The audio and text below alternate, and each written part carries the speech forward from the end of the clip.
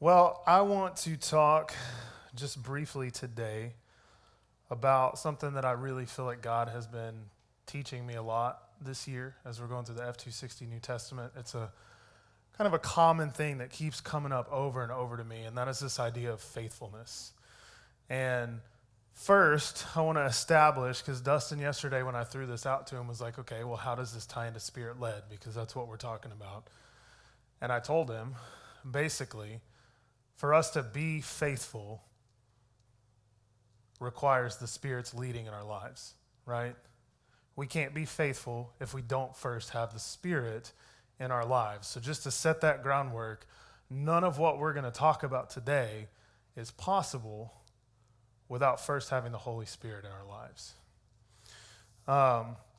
And so God's been teaching me a lot about this. It's come up over and over again. It's something I've been journaling through, praying through a lot as we're going through the New Testament this year.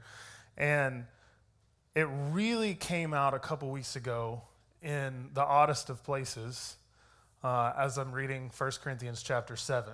And if you're familiar with 1 Corinthians chapter 7, this chapter is all about Paul basically saying, don't have sex, but if you can't not have sex, get married, but don't get married and be like me because you're free to do ministry, more so than if you're married.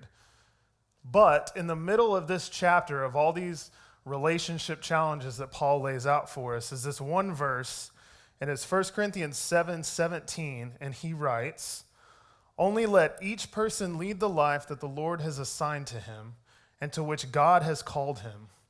This is my rule in all the churches." And I'm reading that, right? And obviously he's talking and speaking to what he's been talking about in this chapter, this idea of relationships and marriage and singleness and being faithful in whatever stage of life. But I think that applies not just to our relationships, but it applies to our life as a whole, right? Every stage of life, every aspect, facet, every moment of life, we are called to faithfulness. And so the question is, as I think through this, is, well, what does faithfulness look like? Well, first, let me tell you what faithfulness doesn't look like. It's a little situation that came up recently where I was given a task by none other than our lead pastor, Dustin Turner. And that task was to speak at Staff Chapel last Tuesday. Well, due to some miscommunication errors, that didn't happen. And Monday afternoon last week at about 3:30, 4 o'clock, he says, "So you ready to go for tomorrow?" And he can probably testify to the panicked look that I had on my face. And I had to say, nope. I thought someone else was going to do that because of a conversation we'd had the previous week in another meeting where someone was like, "I have a word." And I said, "Great, take it." And they said, "Okay." Well, then they told Dustin the next day, "Hey, I'm not going to do it. I need more time." I didn't get that memo. So the last I knew was that someone else was going to do it. So in that moment, Dustin and I are sitting there, and he's like, "Are you serious?" Like, "Yeah. I thought he was going to do it. I didn't get the memo that he said he wasn't going to." And he looks at me point blank, and this is probably the first time I've ever heard him say something like this to me. He looks at me and he says, "I love you, but I'm angry right now." And in that moment, my heart sinks, right? A disappointed daddy, he's upset. But as I thought about it, and as I'm thinking about this yesterday, I'm like, what's a story and an illustration? Bam, right there. In that moment, I was not being a faithful employee. I had been given a task, regardless of the conversation about passing it off to someone else. I was given the task first and did not follow up on it.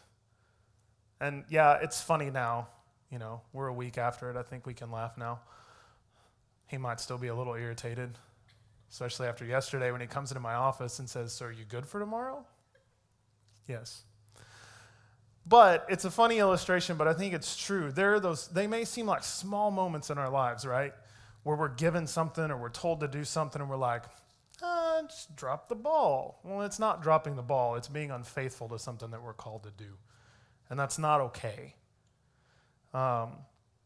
In fact, it's so not okay because if we look at the Bible, faithfulness is a topic that comes up over and over and over again throughout the entire Bible, Old Testament and New Testament. So much so that even in one book, in the book of Proverbs, the word faithful or faithfulness, faithfully, is mentioned 12 times in one book of the Bible. And I want to walk through just a few of those examples right now. In Proverbs 3:3, let not steadfast love and faithfulness forsake you. Bind them around your neck. Write them on the tablet of your heart. It's so important that we are being called to take that with us everywhere we go. Bind it on our necks. Write it on our hearts. 12:22 says, lying lips are an abomination to the Lord, but those who act faithfully are his delight. God delights in our faithfulness. He wants us to be faithful. Chapter 14, verse 5, a faithful witness does not lie, but a false witness breathes out lies, or I would say an unfaithful witness, to contrast what we're talking about today. 14:22, do they not go astray who devise evil? Those who devise good meet steadfast love and faithfulness. 16:6, by steadfast love and faithfulness, iniquity is atoned for, and by the fear of the Lord, one turns away from evil. It's also interesting to me how steadfast love and faithfulness seem to go hand in hand, right? We're called to faithfulness, we're called to love, but it's also a picture of God, right? And his steadfast love and faithfulness that we see in him. Chapter 28, verse 20, a faithful man will abound with blessings, but whoever hastens to be rich will not go unpunished. And lastly, 20, verse 6, many a man proclaims his own steadfast love, but a faithful man who can find? What a challenging question. A faithful man who can find? I mean, I read that yesterday and I'm like, I want to be faithful. I'm sure we all do. We have to ask ourselves, are we? Who can find? I like how the Message says it too. Lots of people claim to be loyal and loving, but where on earth can you find one? I think as we look through the Bible, even just in Proverbs, those few examples, we see so much of an emphasis on faithfulness and being faithful and living faithfully that we can decide that it is not an option for our lives. As followers of Jesus, we are called to be faithful in every area and aspect of our lives. We are called to be faithful. It's not something, like I said in that illustration, it's not just something we can brush over lightly. It's not just, oh, I dropped the ball or I forgot to do that. No, it's a big deal. And it's not something we should take lightly. We're talking about in our last meeting, our habit series that we're planning. And we talk about these little things that we have to do that compound over time to get us where we want to be in 5 years. Right? If we drop that one ball, if we cross that one line, like, that's just one line. It's not just one line, because that one line then pushes the line further, and then we step further, and then we step too far.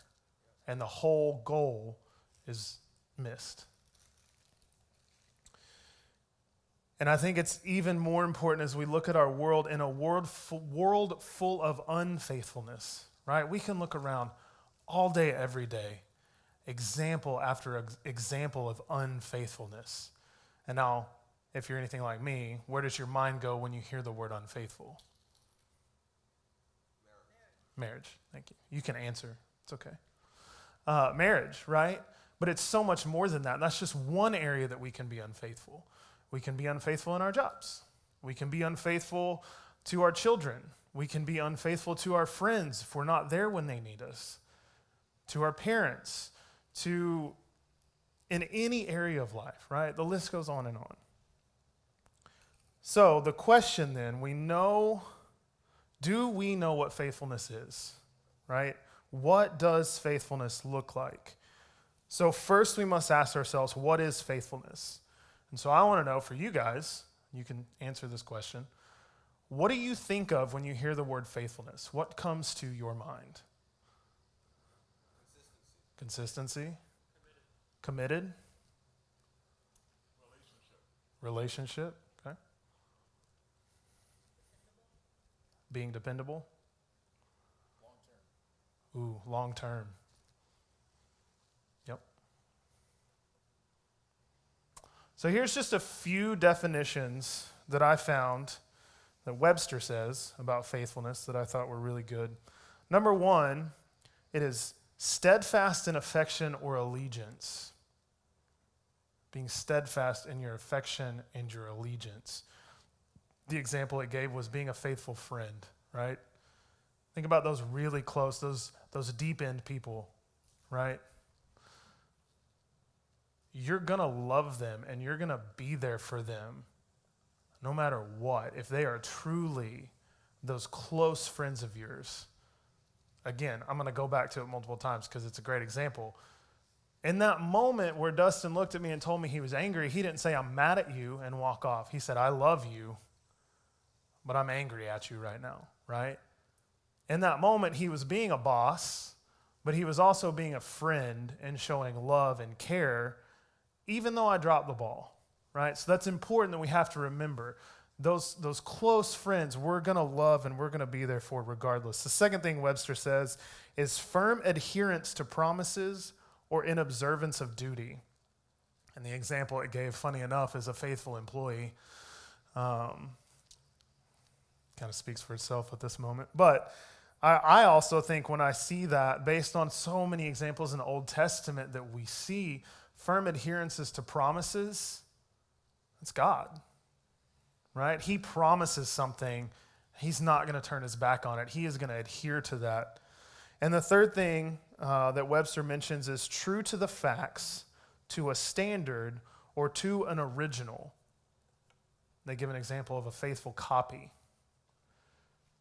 I also think, right, God models for us how we are to live throughout the Bible, and we are called to imitate him.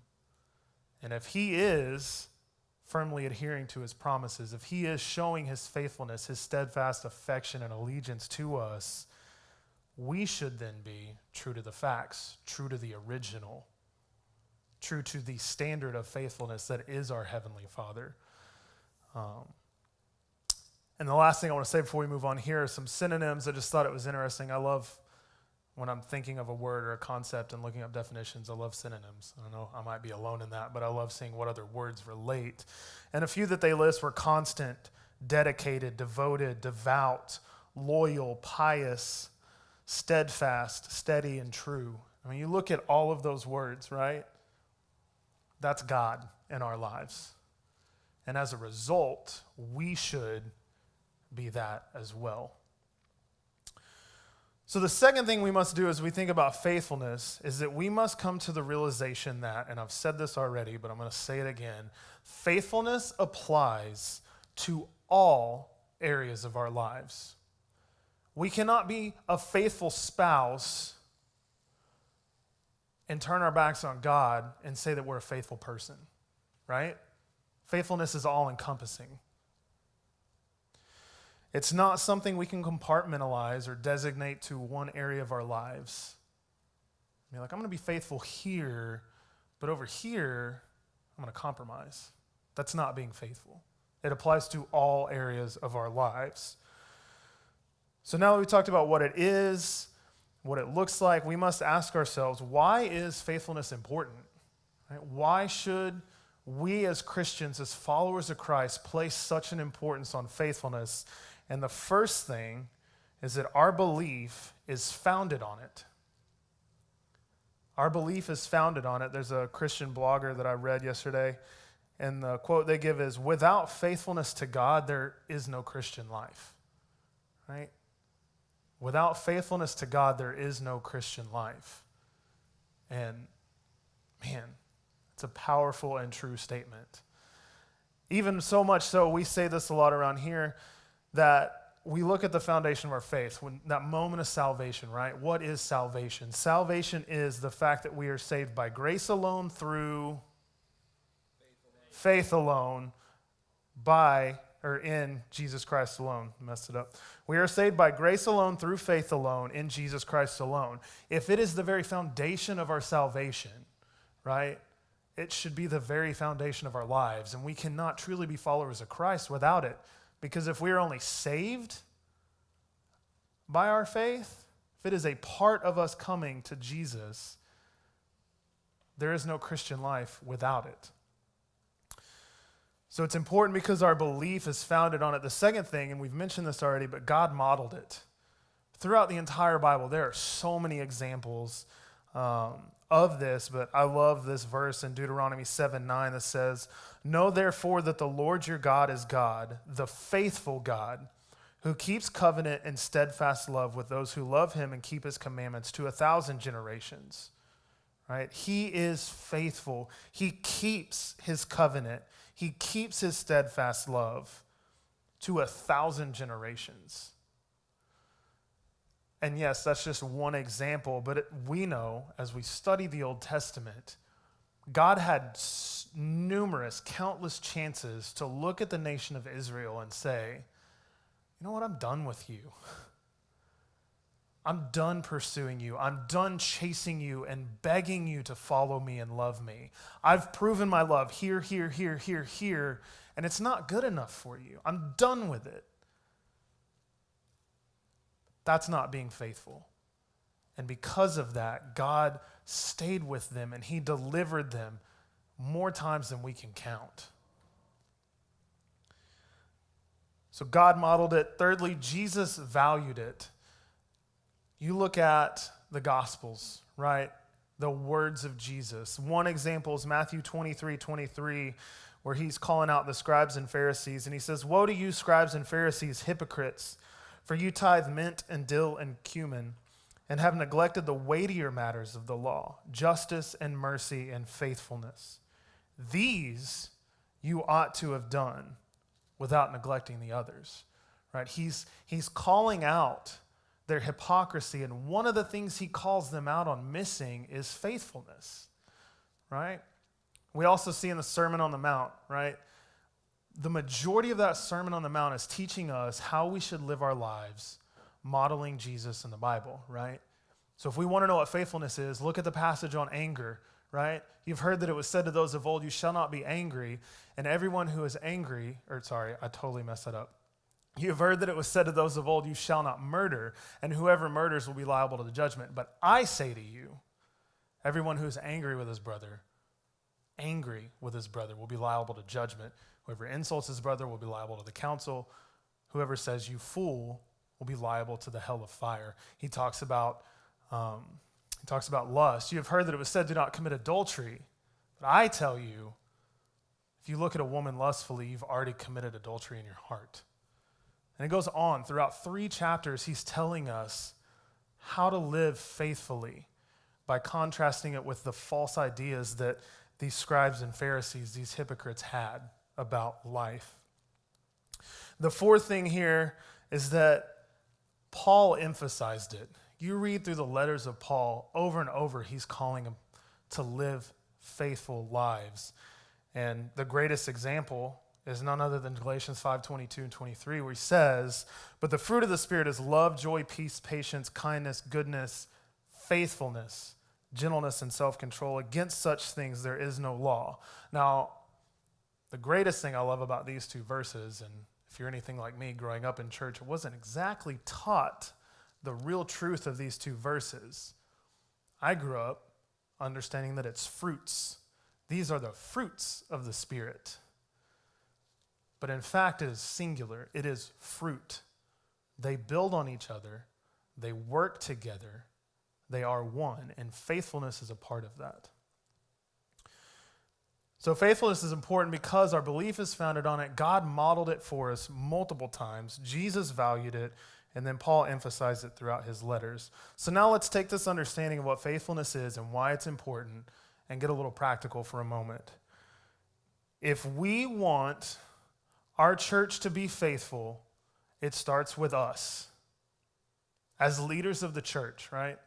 If we want our church to be faithful, we first have to be faithful and model that for them. So then how should we as leaders of Vintage Church live faithful lives? I got 3 things and then we'll close. The first is be faithful to God. So how are we faithful to God? The first thing I believe is we must be repentant. We can't be faithful to God if we're not repentant of our sin. John Owen says in the mortification of sin, be killing sin or it will be killing you, right? You cannot take sin lightly. It is a big deal. And to be faithful to God, we must be repentant. We cannot live faithfully to God if we are living in sin. It just can't happen. If we are faithful to God, that means we value and respect and revere our Heavenly Father. And He calls us to a higher standard of living than living in sin. And if we want to be faithful to Him, we cannot live in sin. The second thing I believe, faithful to God, is studying the Word. We must be in the Word. If you want to get to know God, you must be in the Word. You must be reading it, studying it, meditating on it, journaling, praying through it. We cannot live faithfully to God if we aren't getting to know God. It just can't happen. You look at your marriage or your friends. Are you being a faithful friend if you don't know anything about them? Right? You don't have to know every small detail of their lives, obviously, but you need to know what's going on. You need to know them. The third thing is pray. We must be in communication with God. Again, look at our relationships. If we're not communicating with people, right? In my marriage, if I wake up in the morning, get ready for work, eat breakfast, leave, come home from work, eat dinner, sit on the couch, turn on the TV, and go to bed without saying one word to my wife, am I being a faithful husband? I don't think so. We have to be in communication to be faithful. We cannot faithfully live to God if we're not communicating with God. And the fourth thing I think about being faithful to God is we must be in community. Right? We have to have those close-knit friends. We have to have those groups of people that can push us, that can encourage us, that can coach us, that can say, hey, you need to stop doing this. Smack you upside the head, say, get it straight, get it together. We need those relationships in our lives because we cannot live faithfully to God if we're disconnected from His body. It just can't happen. We are called to be plugged into the local church and to be plugged in community. And if we're not plugged into that community, we're not living faithfully to God. So be faithful to God. The second thing is be faithful in our relationships. Whether that's your marriage, your dating relationship, your children, your family, your friendships, even in the workplace, right? We must be faithful in our relationships because we cannot live faithfully to God if we are unfaithful in the relationships He's given us. Just like I said earlier, I'm going to be faithful over here. God, I'm going to be faithful to you. If I'm over here talking about Weaver behind his back all the time, telling people how much I don't like him and hate him and how stupid I think he is, but then I tell him I love him to his faith, is that being faithful to him? No, it's not. And if we're doing that to our friends and any of our relationships, we're not faithful here to God. So we must be faithful to the relationships that He has given us. And the third thing and the last thing here is we have to be faithful to our people. As leaders of the church, how should we live faithful lives? We must be faithful to our people. And I immediately, when I thought about that, thought of The Shepherd Leader by Timothy Whitmer, where he talks about the 4 elements really of being a pastor, right? And that is know, lead, feed, and protect. If we're not doing those 4 things for the people of Vintage Church, we're not being faithful to the people God has entrusted us to lead. Now, those things he talks about in that book, he's really relating to a pastor, but I think, this is just me here, Dustin affirmed it, so it's okay. I think that as leaders of the church, we are all called to shepherd people in some capacity. Now, pastors, definitely on a wider scope. But if we are leaders of the church, we have people that we are leading, whether it's a group of 2 or 3, whether it's a team of 30 volunteers, we are shepherding people, and we should be knowing them, leading them, feeding them, and protecting them. And if we're not, then we're not living faithfully. We cannot live faithfully to God if we're not shepherding the people that he has put under our care. And so I want to read 1 Corinthians 7:17 one more time as we close with all of this in mind. And again, Paul writes here, only let each person lead the life that the Lord has assigned to him and to which God has called him. This is my rule in all the churches.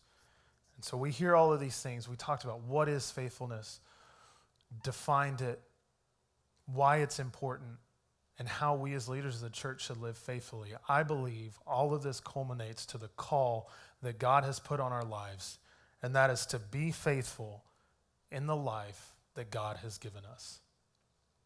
Let's pray. God, we thank you first for your model of faithfulness in our lives.